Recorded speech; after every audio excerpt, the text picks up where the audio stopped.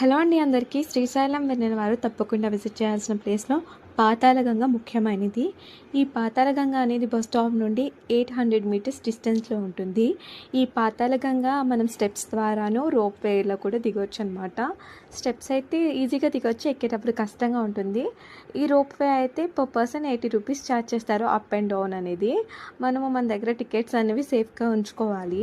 Rope way అయితే తప్పకుండా experience చేయాల్సిందే, ఎందుకంటే చాలా బాగా ఎంజాయ్ చేస్తామన్నమాట.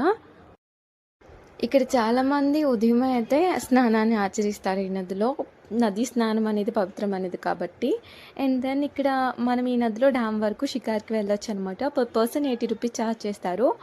ఒక 10 మినిట్స్ ఉంటుందన్నమాట ఈ రైడ్ కూడా తప్పకుండా ఎంజాయ్ చేయాల్సిందే.